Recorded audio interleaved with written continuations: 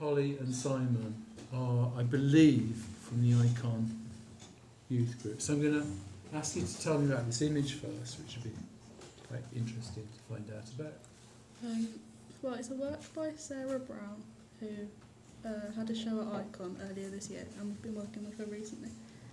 And it's a radio, and the piece of crystal is fool's gold, and it detects radio waves. And this summer we're travelling to London on our boat, and it's going to become like a pirate radio station. Yeah. Sarah Brown's exhibition was called How to Use Fool's Gold. We're not just sticking the rock up there and expecting to be all conceptual about it. It was basically playing on the words, so how to use Fool's Gold. And Sarah Brown, we were discussing this earlier, she's not, the nicest way possible, she's not a final product type of artist, she's more of the journey to get there. And that's one of the really interesting things, because you don't really see that nowadays. I mean, to go to a gallery, you expect to see the piece, you expect to understand it, you know, appreciate it for what it is. But with Sarah Brown work, you've really got to understand the legwork, I suppose, that she's put in to get there and to the stage she's at. With the Fool's Gold, setting up a crystal radio isn't an easy job, I can tell you now. There's all of the different people she's had to see, talk to, meet, just to understand how to do this.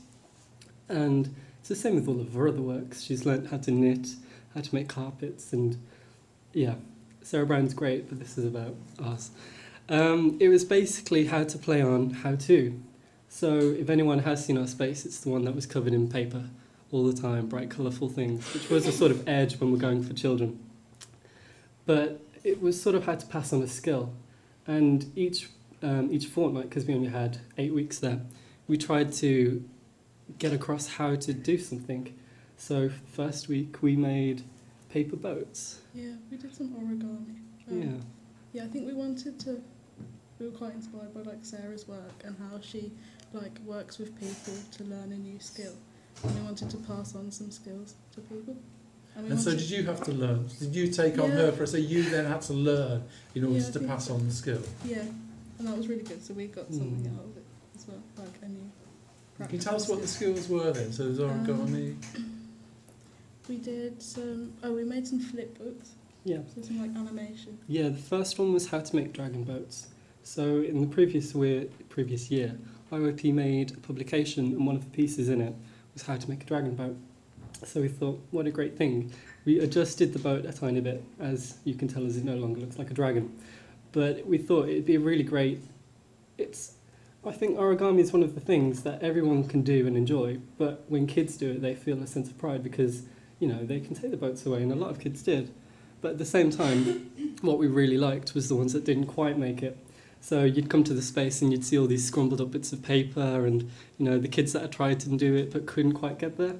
One thing we really liked, or I really liked, was the phantom crane maker.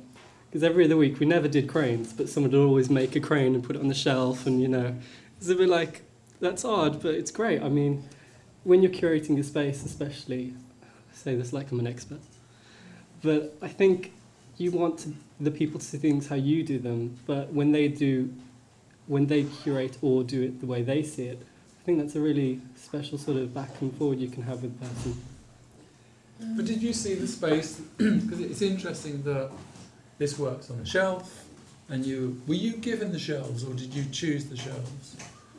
We chose the shelves because we thought it'd be a good place to sort of showcase things. We were originally talking about having them barber hung, so having all sorts, but then you can't really attach to the roof or the ceiling even, so shelves just made more sense.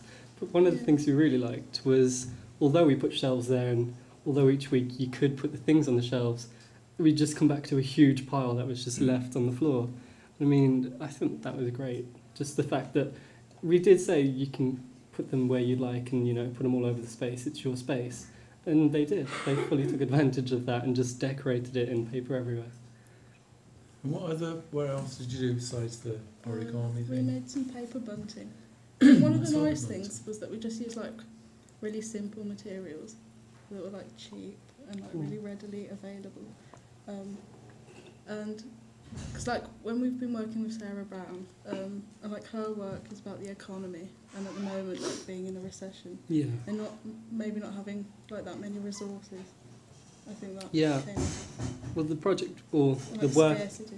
exactly, we've been playing on, not playing on as such, but sort of learning, not only from her point of view, but from everyone's point of view, what scarcity is. I mean, what's scarce in modern day?